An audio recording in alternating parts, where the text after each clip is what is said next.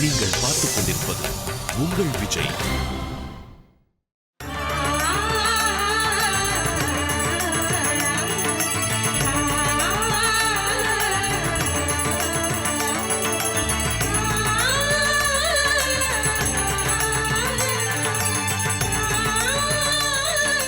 கடவுளே, ராமுவையும் சீதாவையும் சீக்கிரமா சேர்த்து வை.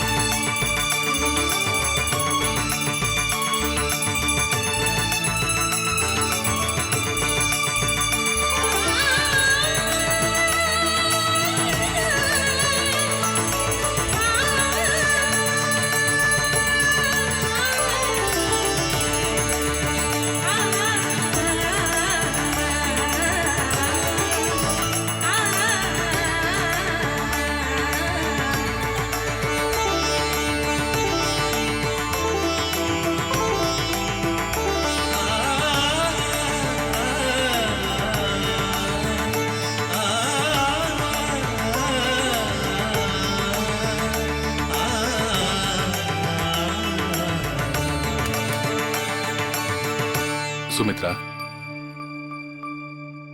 தீர்க்க சுமங்கலி பவா.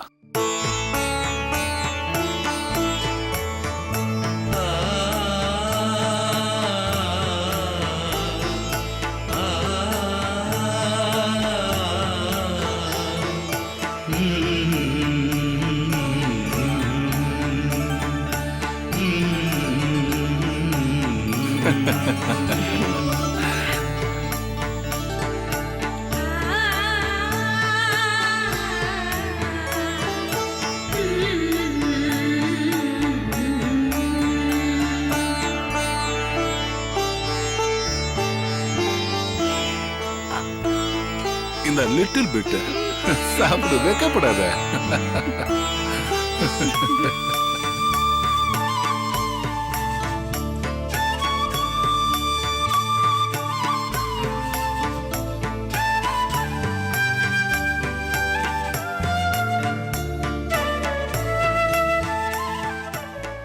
ரவி, அந்த சாரி எடுத்துட்டு வா. இந்தம்மா, சந்தோஷமா வாங்கிக்க. தேங்க்யூங்க.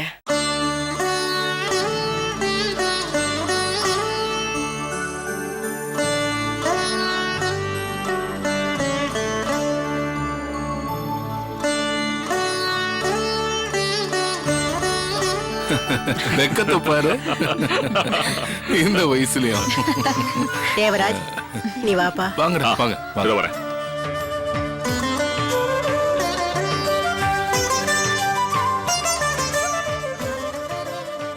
தீர்க்க சுமங்கலி ஆயிடு.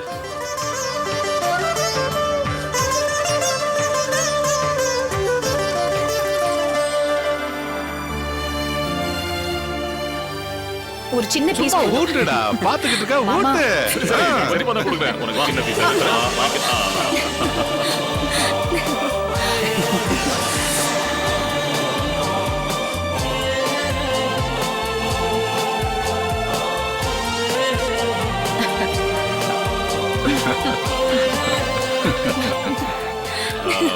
இப்போ எனக்கு ஒரு கவிதை சொல்லலாம் தோணுது. அது நான் வேற நேரம் பார்த்து சொல்லிக்கிறேன். புடவை கொடு. வா சித்ரா, வந்து வாங்கிக்க. இந்தா குடி.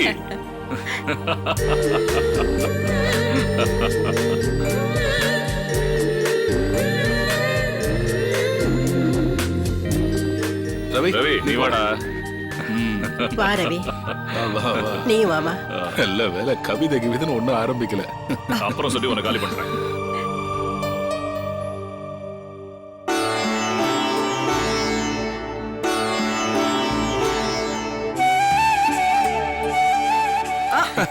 சாப்பிடு சாப்பிடு.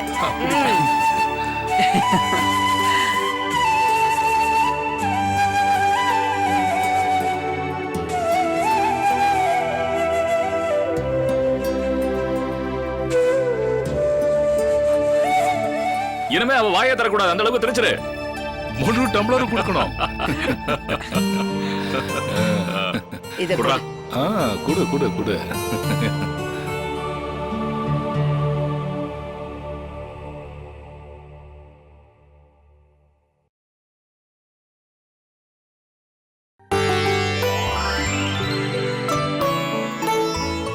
சித்ரா, ஆ நீங்க எல்லாம் அவங்கவங்க புருஷன்கிட்ட புது புடவை வாங்கிக்கிட்டு உங்க விரதத்தை முடிச்சிட்டீங்க. சீதாவும் தான் விரதம் இருந்தா, அவளும் விரதத்தை முடிக்கணும்ல. ராம் வந்தாதான் சீதா விரதத்தை முடிக்க முடியும். அவன் வந்து சாஸ்திரத்தை பண்ணி புடவை எடுத்து கொடுக்கலேனா சீதா விரதம் இருந்ததுக்கு என்ன அர்த்தம்? அத்தை. கல்பனா. அம்மா.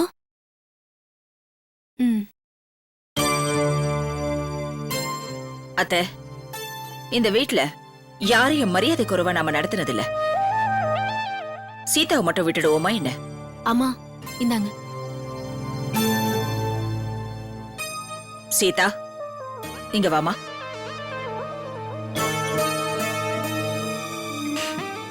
இந்தா, இந்த சேலைய ராமி உனக்கு கொடுத்ததா நினைச்சுக்க. வாங்கிக்கம்மா. வாங்கிக்க சீதா. சீதா வாங்கிக்கம்மா. வாங்கிக்கம்மா.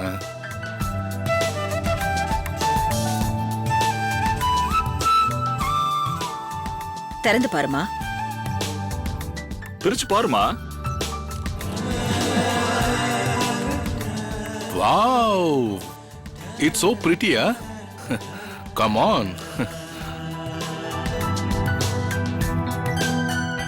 ச்சே, அவளுக்கு மட்டும் எவ்வளவு காஸ்ட்லியான புடவை கிடைச்சிருக்கு.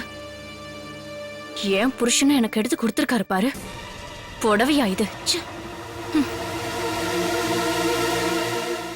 இப்ப சந்தோஷமா உன் விரதத்தை முடிச்சுக்கோமா. பாத்தீங்களா அத்தை, சீதா மேல சித்ராவுக்கு எவ்வளவு பாசம்னு. சீதாவுக்கு அவளே சேலை எடுத்து கொடுத்து விரதத்தை முடிக்க சொல்லிருக்கா. சீதா, ராம் வரலேன்னு நினைச்சு வருத்தப்படாதம்மா. உனக்கு நல்லது நடக்கணும்னு தான் நாங்க எல்லாரும் விரும்புறோம். நீயும் ராமும் ஒன்னா சேர்ந்து சந்தோஷமா வாழதான் போறீங்க.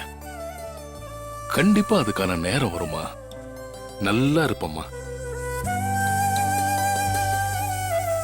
சீதா, சித்ராவோட நான் இத்தனை வருஷம் குடும்பம் நடத்திருக்கேன். அவளை பத்தி எனக்கு நல்லா தெரியும். சமயத்துல அவ கொஞ்சம் கடுமையா பேசுவா, ஆனா மனசளவுல யாருக்கும் கெடுதல் நினைக்க மாட்டா. ராமும் அப்படித்தான்.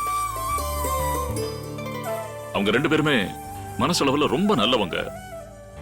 இப்ப பாத்தியா, சித்ரா உனக்கு எவ்வளவு காஸ்ட்லியான புடவை வாங்கி கொடுத்திருக்கா. எதை பத்தி நீ கவலைப்படாதமா. கடவுள் உனக்கு எப்பவும் நல்லதான் பண்ணுவாரு. சீதா, யாருக்கு எதை எப்ப கொடுக்கணும்னு அந்த கடவுளுக்கு நல்லா தெரியும். இப்ப பாத்தியா, சித்ரா மூலமா உனக்கு ஒரு சேலையை கொடுத்துட்டா.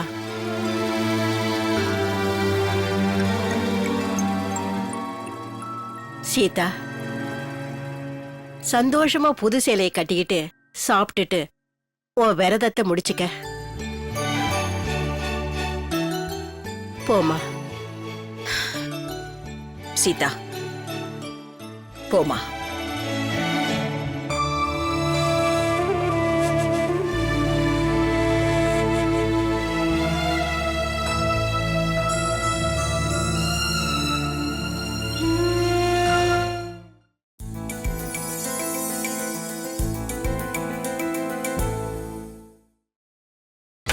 நீங்கள் பார்த்துக் கொண்டிருப்பது உங்கள் விஜய்.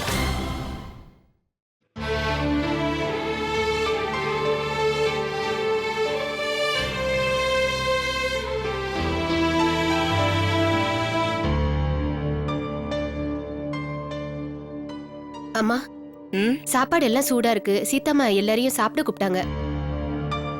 சரி நீ போ, நான் வரேன். அத்தை சாப்பிட வாங்க. ராம் வரணும், அவங்கிட்ட நான் கொஞ்சம் பேசணும், அப்புறம் தான் நான் சாப்பிடுவேன். ராம் வரத்துக்கு லேட் ஆகும்னு ரவி சொல்லிட்டான்ல. ராம் எப்போ வருவானோ என்னவோ, நீங்க சாப்பிடுங்க அத்தை. சுமித்ரா, ராம் வந்து புது சேலை தருவான்னு சீதா பச்சை தண்ணி கூட குடிக்காம இருந்தால. அதான் சீதாவுக்கு சித்ரா புது புடவை எடுத்து கொடுத்துட்டால, அப்புறம் எதுக்கு அவ சாப்பிடாம இருக்கணும்? இருங்க, நான் போய் அவளை கூட்டு வரேன். நில்லு. அவளை கூப்பிடணும்னா நானே போய் கூப்பிட மாட்டேனா? சீதாவுக்கு ராம் தான் சேலை கொடுக்கணும். வரட்டும், நான் கேக்குறேன்.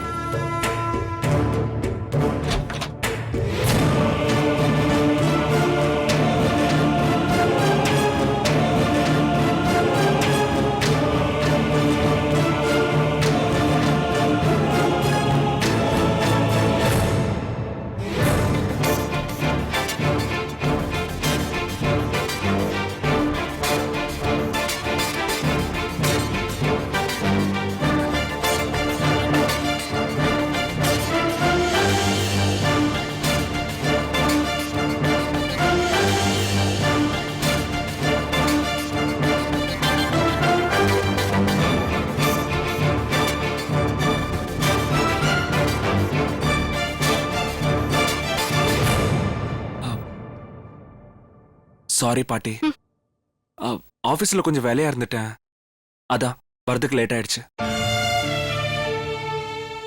ஆபீஸ்ல உனக்கு எப்பதான் வேலை இல்ல? நீ வந்துதான் சீதாவுக்கு சேலை கொடுத்து அவ விரதத்தை முடிக்கணும்னு நான் அவ்வளவு சொன்னேன்ல. அது கூட உனக்கு ஞாபகம் இல்ல, அப்படித்தானே?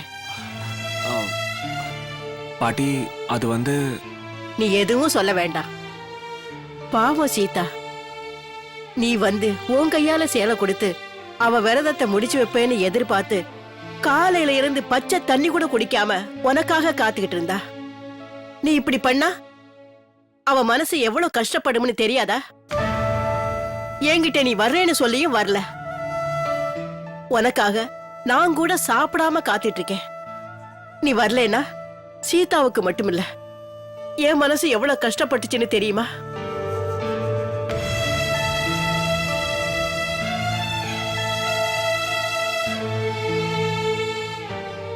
உனக்கு உன் வேலை தானே முக்கியமா போச்சு.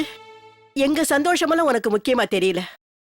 சரிப்பா, இனிமே நான் உன்கிட்ட எதுவும் கேட்க போறதில்ல, பேச போறதும் இல்ல. பாட்டி, நான் சொல்றது கொஞ்சம் கேளுங்க.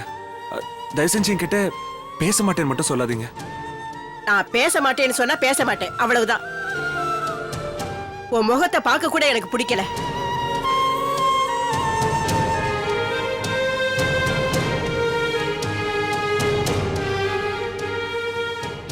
ராம், பாட்டி ஏதோ கோவத்துல பேசிட்டாங்க.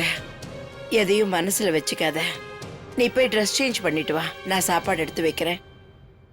இல்ல பெரியம்மா, பாட்டி என்கிட்ட பேசுற வரைக்கும் நான் சாப்பிட மாட்டேன். ராம்,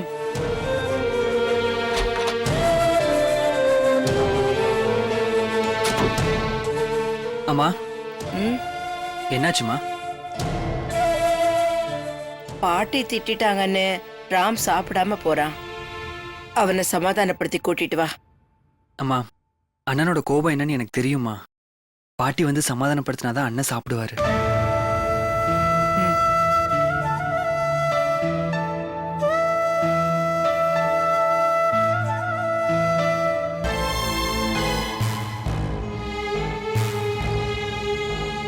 என்ன பாட்டி? என்ன வக்காலத்து வாங்க வந்திருக்கியா? சீதா எத்தனை தடவை அவனுக்காக சாப்பிடாம இருந்திருக்கா. அந்த கஷ்டத்தை அவனும் அனுபவிக்கட்டும். பாட்டி, அண்ணன் லேட்டா வந்தாருன்னு சொல்றீங்கல்ல, ஆனா ஏன் லேட்டா வந்தாருன்னு உங்களுக்கு தெரியுமா? எனக்கு எந்த காரணமும் தேவையில்லை. பாட்டி, தயவு செஞ்சு நான் சொல்றதை கேளுங்க. ஆபீஸ்ல நாளைக்கு முக்கியமான மீட்டிங் இருக்கு. ஃபைல் ரெடி பண்ண சொல்லி அண்ணன் என்கிட்ட சொன்னாரு. ஆனா என்னால டைமுக்கு முடிக்க முடியல. அதனால அண்ணன் நீயாவது நேரத்துக்கு போய் பூஜையில கலந்துக்கன்னு சொல்லி என்ன அனுப்பிச்சு வச்சிருக்காரு. அதுக்காக என்னோட வேலையை கூட அவரே பார்த்துக்கிட்டாரு. பாவம் அண்ணன், நான் செஞ்ச தப்புக்கு அவர் நேரத்துக்கு வீட்டுக்கு வர முடியாம போயிடுச்சு. அண்ணி மனசு கஷ்டப்படுன்னு சொல்றீங்களே, நீங்க பேசுனதுல அண்ணன் எவ்வளவு மனசு கஷ்டப்பட்டிருப்பாரு. ஐயோ, உண்மை என்னன்னு தெரியாம ராமவை என்னனோ பேசிட்டேனே. ஐயோ, அவன் மனசு எவ்வளவு கஷ்டப்பட்டிருக்கோம். ரவி, இதையே முன்னாடியே சொல்லல. அண்ணன் தான் என்கிட்ட சொல்லக்கூடாதுன்னு சொல்லிட்டாரு, அதனாலதான் சொல்லல பாட்டி.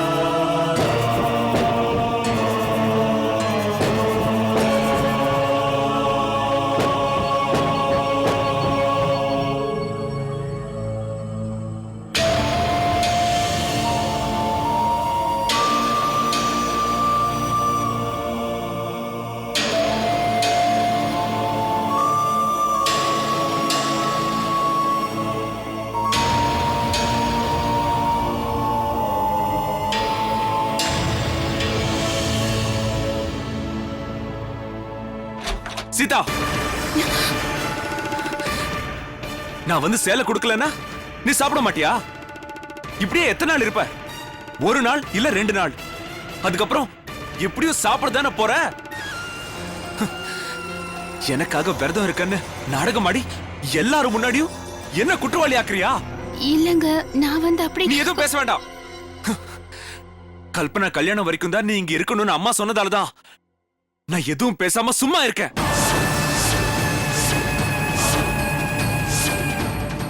ஒன்னு சொல்ற, நல்லா கேட்டுக்கோ. கல்பனா கல்யாணம் முடிஞ்சதும் கண்டிப்பா இந்த வீட்டை விட்டு நீ போயிடுவ.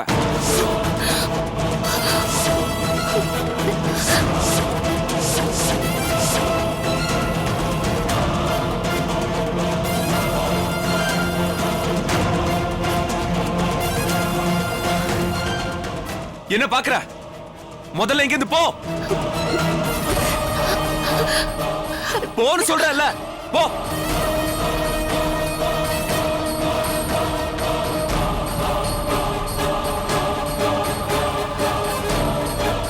நில்லு.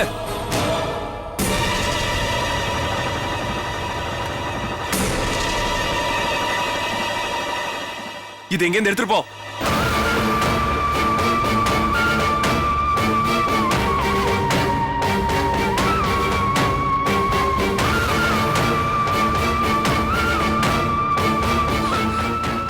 புடின்னு சொல்றேன்ல, புடி.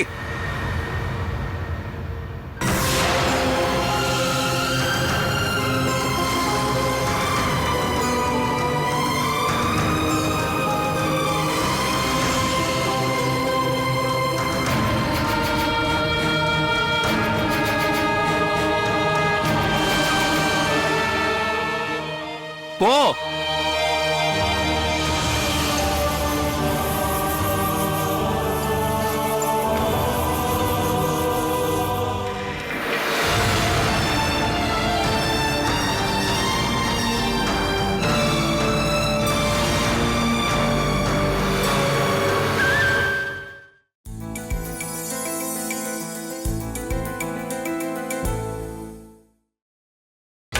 நீங்கள் பார்த்துக் கொண்டிருப்பது உங்கள் விஜய்.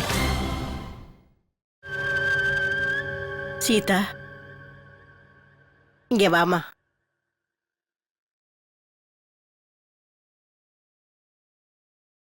பாத்தியா சீதா, நான் சொன்ன மாதிரியே அந்த கடவுள் நீ யாருகிட்ட சேலை வாங்கணும்னு நினைச்சியோ அதே மாதிரி உனக்கு ராம் கையில இருந்து சேலை கிடைக்கிற மாதிரி பண்ணிட்டான். போ, போய் இப்பவாவது சாப்பிடு. ஆனா பாட்டி, அவர் இஷ்டப்பட்டு கொடுக்கலையே. கிருஷ்ண ஜெயந்தி அன்னைக்கு கூடத்தான் ராம் உன் கூட இஷ்டப்பட்டு நின்னு பூஜை பண்ணல. ஆனா அந்த கடவுள் யாருக்கு எப்ப எதை செய்யணுமோ அத கண்டிப்பா செய்வாரு. நீ எதை பத்தியும் கவலைப்படாம சந்தோஷமா போய் சாப்பிடு. பாட்டி அவரு சாப்பிடாம நான் எப்படி சாப்பிடுறது? நான் போய் ராமுவை சாப்பிட வைக்கிறேன். நீ போய் சாப்பிடு. போமா போ.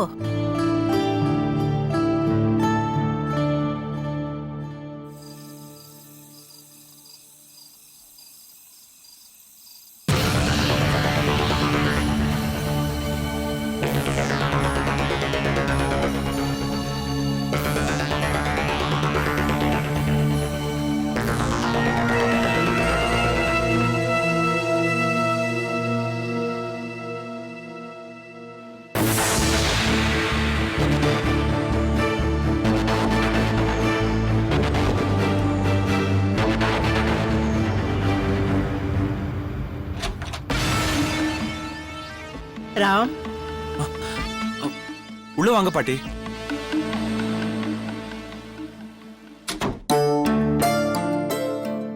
உட்காருப்பா ராம், உட்காரு.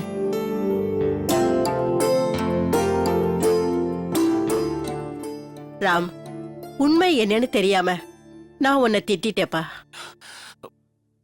என்ன பாட்டி சொல்றீங்க? நீ வீட்டுக்கு வர ஏன் நேரம் ஆச்சுன்னு ரவி இப்பதான் சொன்னான். உன் தம்பி ரவி சந்தோஷமா பூஜையில கலந்துக்கிறதுக்காக அவனோட வேலையை சேர்த்து நீயே பார்த்திருக்க. அத நினைச்சு ரொம்ப பெருமைப்படுறேன். இருந்தாலும் சீதா உன்னை நம்பிதான் இந்த வீட்டுக்கு வந்திருக்கா. முதல்ல அவ ஓம் பொண்டாட்டி, அதுக்கப்புறம் தான் அவ இந்த வீட்டுக்கு மருமக. நாங்க சீதா மேல எவ்வளவு அன்பு பாசம் காட்டினாலும் ஒரு பொண்டாட்டிக்கு தான் புருஷன் காட்டுற அன்புதானப்பா பெருசு. ஒரு பொண்டாட்டி தான் புருஷன் எவ்வளவு சம்பாதிக்கிறாங்கிறத முக்கியமா நினைக்க மாட்டா. அவன் தான் மேல எவ்வளவு பாசம் வச்சிருக்கிறாங்கிறத தான் முக்கியமா நினைப்பா.